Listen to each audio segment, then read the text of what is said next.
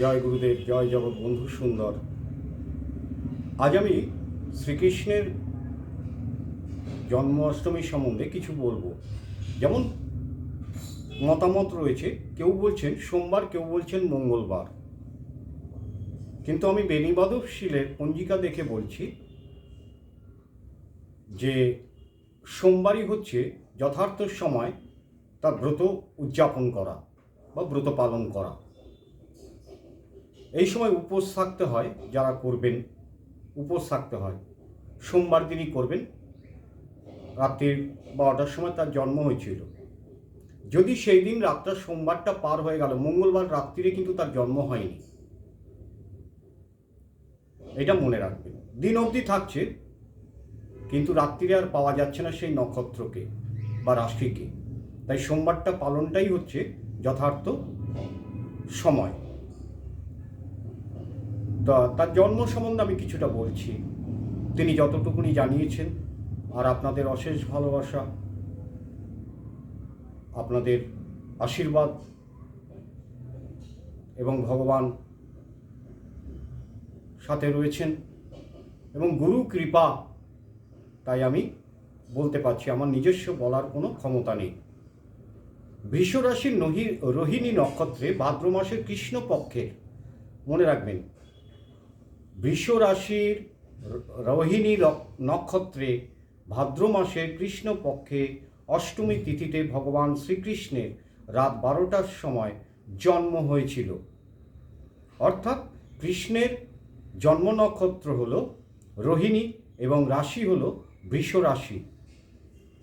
শ্রীকৃষ্ণ ছিলেন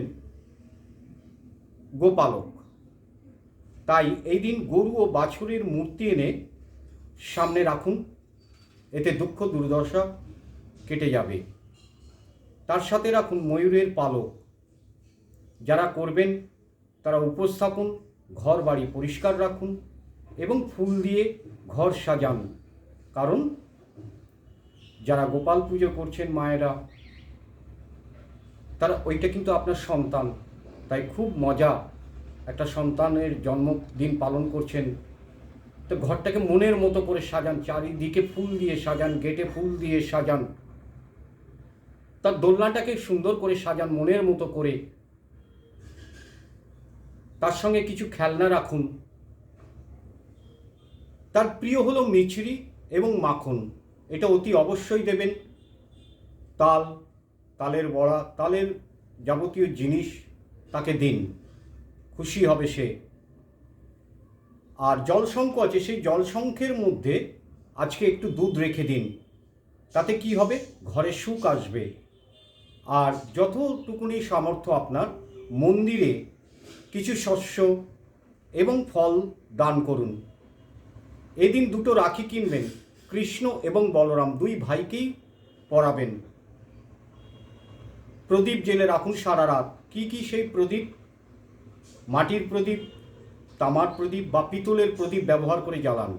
কোনোভাবেই স্টিলের প্রদীপ বা লোহার প্রদীপ জ্বালবেন না। তার সঙ্গে আর একটা কথা বলি, যতটুকুনি যদি সম্ভব হয়, ছোট্ট একটা গোপালের জন্য রূপোর বাঁশি কিনুন, সারা রাত তার কাছে রাখুন এবং পুজো হয়ে গেলে, সময় কেটে গেলে, সেই বাঁশিটা আপনার যে দরজার সামনে দিয়ে আপনারা যাওয়া আসা করছেন সেই দরজার মাথার উপরে রেখে দিন। তাতে কি হবে, যদি কোনো ঘরের মধ্যে কোনো অশান্তি লেগে থাকে, নেগেটিভ পাওয়ার থাকে, তাহলে সেগুলো কেটে বেরিয়ে যাবে। ঘরে আসবে সুখ, শান্তি এবং সুস্থতা। এগুলো অতি অবশ্যই পালন করুন। জয় গুরুদেব, জয় জগৎ বন্ধু সুন্দর। হরি বলো, হরি বলো।